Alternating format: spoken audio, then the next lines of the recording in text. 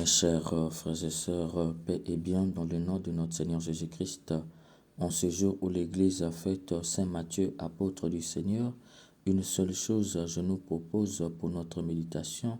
Nous croyons en Dieu Tout-Puissant et non en Dieu le Tout-Puissant. Dans l'Évangile, Saint Jean nous dit, Jésus disait à ses disciples, « Comme le Père m'a aimé, moi aussi je vous ai aimé. » Mes chers frères et sœurs, très souvent nous passons sous silence cette phrase de Jésus. Or, elle est fondamentale et révélatrice de l'amour de Dieu.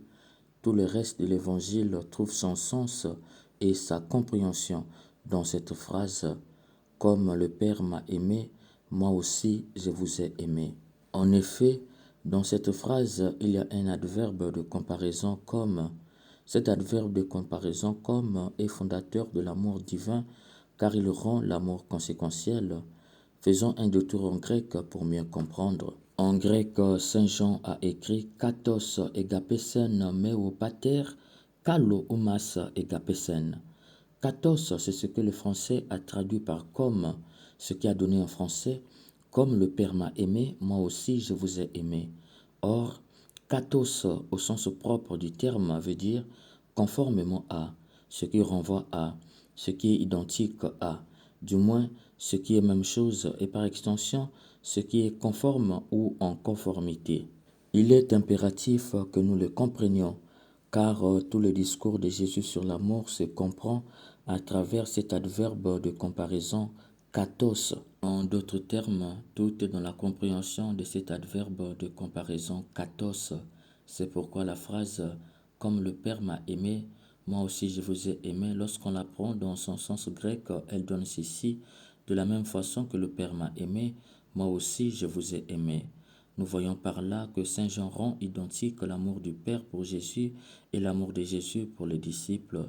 En d'autres termes, l'amour de Jésus pour les disciples est conforme ou même en conformité, voire identique à l'amour que le Père a pour lui. Mes chers frères et sœurs, force est de constater par cet adverbe de comparaison katos que l'amour vrai, c'est l'amour que le Père a pour son Fils Jésus. C'est cet amour que Jésus a pour les disciples et c'est encore cet amour que Jésus invite les disciples à pratiquer. C'est ainsi que nous avions parlé de l'amour conséquentiel, c'est-à-dire que l'amour du Père pour Jésus a pour conséquence l'amour de Jésus pour les disciples, ce qui revient à dire que l'amour des disciples entre eux a pour conséquence l'amour de Jésus pour eux. Qu'est-ce à dire? Pour répondre à cette question, procédons par une déduction croissante. Si d'un côté, l'amour des disciples est la conséquence de l'amour de Jésus pour eux, si de l'autre côté, l'amour de Jésus pour ses disciples est la conséquence de l'amour du Père pour lui, par conséquent, l'amour c'est le Père. Connaître l'amour, c'est connaître le Père qui est amour. D'où Saint Jean dira, Deus caritas est, Dieu est charité, Dieu est amour. C'est pourquoi Jésus nous révèle le Père. D'ailleurs, pour le signifier davantage, Jésus dit, demeurez dans mon amour. Il faut entendre par là que l'amour dont Jésus leur parle n'est pas leur amour propre, mais c'est l'amour du Père qui leur révèle comme une atmosphère de lumière, de vie et de paix. Cela nécessite qu'ils restent et séjournent en lui, d'où il dit « Demeurez dans mon amour ». Car l'amour doit se rapporter à lui comme son amour se rapporte au Père. En d'autres termes, l'amour doit découler de lui comme son amour découle du Père. Ce qui revient à dire une fois de plus que l'amour c'est Dieu. Dieu ici nous l'employons au sens paulinien du terme qui veut dire le Père. Pour Jésus, la source de tout amour, c'est le Père. C'est pourquoi il donne l'amour comme un commandement. Voici mon commandement, aimez-vous les uns les autres comme je vous ai aimé. Pourquoi Jésus fait de l'amour un commandement? C'est parce qu'au cœur de ce commandement de l'amour, il y a une joie intime et profonde que Jésus lui-même fait l'expérience dans l'amour du Père. C'est pourquoi il veut que chacun puisse en bénéficier. Cette joie sera grande jusqu'à devenir une paix accomplie. Qui veut arriver à cette joie qui débouche à une paix accomplie doit obéir au commandement de l'amour. C'est pourquoi Jésus fait de l'amour un commandement. Mes chers frères et sœurs, nous voyons que pour Jésus, la source de tout amour, c'est le Père, et lui-même Jésus en est le révélateur. Aujourd'hui, hélas, nous parlons d'amour, Nous écrivons sur l'amour, nous chantons l'amour, sauf que nous parlons de notre propre amour. Nous écrivons sur notre conception d'amour et nous chantons l'amour à notre manière. Et c'est là que c'est dangereux, car notre conception d'amour est d'ores et déjà fausse. Tout amour qui ne se réfère pas au Père par Jésus est déjà faux. Quel est donc cet amour du Père que Jésus nous révèle et dont lui-même en est le premier bénéficiaire? D'emblée, nous devons comprendre, comme disait le Père Yves Congar, l'amour n'est pas un attribut de Dieu, mais les attributs de Dieu sont les attributs de l'amour. L'amour, c'est donc le nom de Dieu.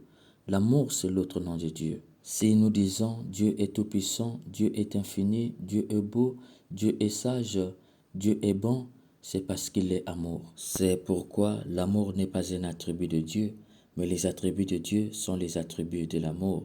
Ce qui revient à dire, chers frères et sœurs, que tous les attributs que nous attribuons à Dieu, si c'est un attribut qui n'est pas conforme à l'amour, cet attribut est à proscrire. C'est pourquoi lorsque nous disons Dieu le Tout-Puissant, ipso facto, nous faisons de lui une puissance d'écrasement. De plus, nous le posons comme une infinie puissance d'écrasement. Et le résultat de cette compréhension d'un Dieu infini, puissance d'écrasement, nous le trouvons dans les phrases du genre « Dieu est tellement puissant que s'il veut, il peut nous anéantir et ainsi anéantir le monde ». On aboutit à une toute-puissance qui peut être une toute-puissance de destruction.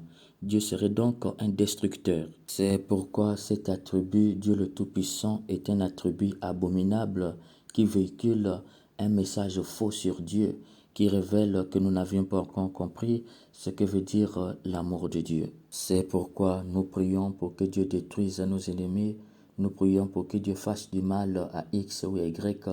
C'est pourquoi nous rendons grâce à Dieu lorsque nos ennemis souffrent. C'est la preuve que nous n'avons pas encore compris que Dieu n'est pas un Dieu de destruction.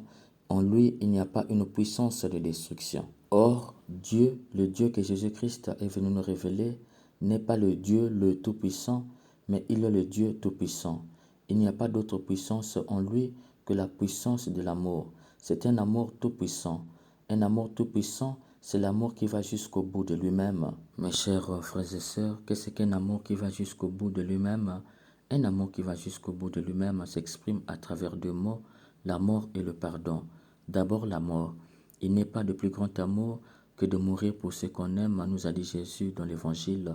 C'est cela la puissance de Dieu. Il n'y en a pas d'autre. C'est la puissance de mourir pour ceux qu'il aime et non la puissance de destruction. Enfin, le pardon. Le pardon est la toute-puissance de l'amour. Dieu pardonne jusqu'à oublier et le pardon accordé est le péché auquel on lui a demandé pardon. Chers frères et sœurs, nous voyons donc par là que l'attribut Dieu le Tout-Puissant n'est pas approprié. Dire Dieu le Tout-Puissant, mais il nous aime, l'article le et la conjonction mais sont abominables. Malheureusement, nous prions un Dieu le Tout-Puissant et non un Dieu Tout-Puissant. Dire Dieu n'est qu'amour et cet amour est tout-puissant, ce n'est pas la même chose. L'amour est tout-puissant, il est infini, il n'a pas de limite. C'est l'amour de Dieu qui est un océan sans rivage, sans fond. C'est l'amour qui est beau. Claudel dira à son tour, de ce qui n'est que beau, il faut passer à ce qui est amour. Finalement, la suprême beauté est la beauté de l'amour qui n'est qu'amour. Par ailleurs, Jésus, en nous révélant que son Père est la source de l'amour, il nous apprend par là qu'en lui, il n'y a pas la plus petite trace de repli sur soi. Son Père ne se regarde pas, il est l'anti-narcisse. Il ne contemple ce qu'il est réellement qu'en regardant son Fils et l'Esprit Saint. C'est pourquoi, si Dieu n'était pas Trinité, il serait inévitablement narcissique, contemplateur de soi, il se regarderait lui-même. En Jésus, nous découvrons par là que son Père est l'être sans miroir. Voilà où va l'amour de son Père. Il est totalement don de soi. Un amour qui est totalement don de soi ne peut pas être une puissance de destruction.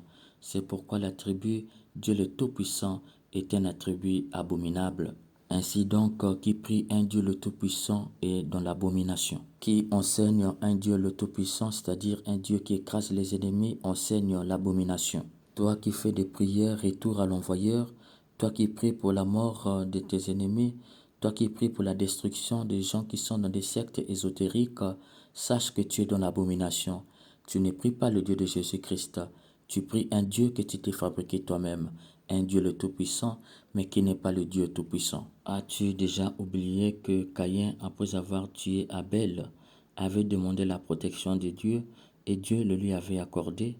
Dieu protège tes ennemis, les sorciers, les gens des sectes. Dieu les protège comme il avait protégé Caïn. Non, répondit le Seigneur, qui tuera Caïn en sera châtié cette fois. Et le Seigneur le marqua d'un signe, afin que quiconque le rencontrerait ne le tue point. Caïn se retira de la présence du Seigneur et s'en fut habiter au pays de Nod, à l'orient d'Éden. Genèse 4, les versets 15 à 16. Voilà jusqu'où va l'amour de Dieu. Il va jusqu'à protéger le meurtrier. Qui le tuera sera vengé cette fois. Cet amour du Père, nous le voyons en Jésus. Sur la croix, il pardonne à ses bourreaux. Ressuscité, il ne se fait pas voir à ceux qui l'ont crucifié. Pourquoi? Parce que sa résurrection n'est pas une vengeance. En Dieu, il n'y a pas de vengeance. Mes chers frères et sœurs, n'oublions pas que nous sommes sur terre pour vivre de la vie même de Dieu. Il ne s'agit pas de connaître Dieu pour le connaître. Nous avons à vivre de sa vie éternellement. C'est pourquoi Jésus dit, aimez-vous les uns les autres comme je vous ai aimé. Nous devons aimer comme Jésus nous aime. Nous devons aimer également comme Dieu le Père aime Jésus.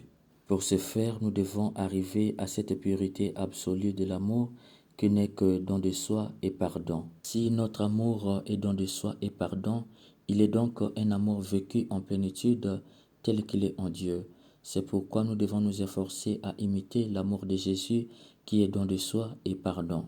Pour y arriver, je nous propose 6 verbes qui sont les suivants: offrir, donner, pardonner, demander, accueillir et refuser. Premièrement, offrir. Un amour qui est don de soi et pardon est un amour qui s'offre. Ce premier verbe est le signe de l'amour en éveil qui n'attend pas pour donner d'être sollicité. Il prend les devants. Offrir est le verbe de la disponibilité. Quand ton amour est don de soi et pardon, lorsque tu aperçois que dans une famille, la fin du mois est difficile, tu peux leur offrir de l'argent pour terminer le mois correctement. Voilà un amour don de soi et pardon qui s'offre. Il ne faut pas attendre que l'autre ait à demander, mais lui épargner l'humiliation qu'il y a toujours à demander, c'est-à-dire apparaître pauvre. Si tu attends toujours qu'on te demande pour donner, c'est que tu n'aimes pas comme Jésus recommande. Je t'invite donc à méditer sur l'évangile du bon samaritain, Luc 10, le verset 29 à 37. Deuxièmement, donner. Un amour qui est don de soi et pardon est un amour qui donne. Il faut entendre par donner, donner de son temps, donner de sa culture, donner de sa connaissance. La particularité de cet amour don de soi et éveil qui donne est qu'on n'attend pas que l'autre insiste. Dès lors qu'il te demande un peu de ton temps, un peu de ta culture et de ta connaissance, sans insister, tu donnes. S'il y a encore des choses que tu gardes pour toi seul, s'il y a des connaissances réservées, sache que tu n'aimes pas comme Jésus recommande. Alors je t'invite à méditer sur l'évangile de la pauvre veuve dans Luc 21, les versets 1 à 7. Troisièmement, pardonner. Un amour qui est don de soi est un amour qui pardonne. Il faut entendre par pardon le don parfait. En latin, per facere, qui veut dire au-delà du don. Pardonner, c'est donner à fond. Si tu refuses de donner à fond parce que X ou Y t'a fait ci ou cela, sache que tu n'aimes pas comme Jésus recommande. Alors je t'invite à méditer le Notre Père dans Matthieu 6, les versets 14 à 15. Quatrièmement, demander. Un amour qui est don de soi et pardon est un amour qui demande. Quand l'homme atteint la suffisance diabolique, il a du mal à demander parce qu'il croit qu'il se suffit à lui-même. Or, qui aime d'un amour don de soi et pardon doit demander. Or, le fait de demander montre à suffisance que l'on croit à la générosité des autres. Le simple fait de te demander quelque chose signifie que je te tiens pour généreux. C'est un magnifique respect, une justice que je prends a priori à la générosité de Dieu. La générosité de Dieu s'exprime toujours dans la générosité des autres. C'est pourquoi qui aime comme Jésus recommande doit demander aux autres. C'est une marque de considération et d'amour vrai. Si tu ne demandes qu'à Dieu et que tu es incapable de demander aux autres que tu vois, sache que tu es un menteur, tu es orgueilleux. Alors je t'invite à méditer sur Jacques 4, le verset 3. Cinquièmement, accueillir. Un amour qui est don de soi et pardon est un amour qui accueille. Ce verbe accueillir dans l'amour qui est don de soi et pardon nous invite au fiat, c'est-à-dire au oui. Accueillir l'offre, vous m'offrez de prendre vos enfants, de faire telle corvée à votre place. J'accueille votre offre et je vous dis oui. C'est là que c'est difficile. Cependant, qui ne le fait pas n'aime pas comme Jésus le recommande. Accueillir est meilleur que recevoir, car on peut recevoir quelque chose sans accueillir. J'ai vu ce que vous avez donné, mais je ne l'ai pas accueilli. J'ai donc reçu. C'est pourquoi on ne devrait même pas dire recevoir les sacrements, on devait dire accueillir les sacrements. Réception des sacrements est une formule très ambiguë. On accueille Dieu qui se donne dans le sacrement. Tu ne peux pas dire que tu aimes comme Jésus recommande si tu as du mal à accueillir chez toi les autres. Si tu accueilles mal les autres chez toi, c'est que tu n'aimes pas comme Jésus recommande. Alors je t'invite à méditer l'annonce à Marie dans Luc 1, les versets 26 à 38. Sixième moment, refuser. Un amour qui est don de soi et pardon est un amour qui refuse. Refuser est aussi un attribut de l'amour qui est don et accueille, car il nous apprend à ne pas tout faire, à ne pas tout accueillir. Il nous apprend à toujours laisser aux autres quelque chose à faire. C'est grâce à lui qu'on arrive à laisser la place aux autres. Ici, le refus n'est pas un refus de paresse, mais un refus dû à des préoccupations plus grandes. Par exemple, la santé ne le permet pas. Refuser, c'est aussi dire non à être un objet de plaisir.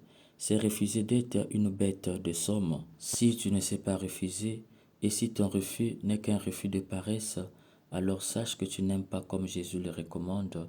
Je t'invite donc à méditer l'évangile de Luc 11, les versets 5 à 8.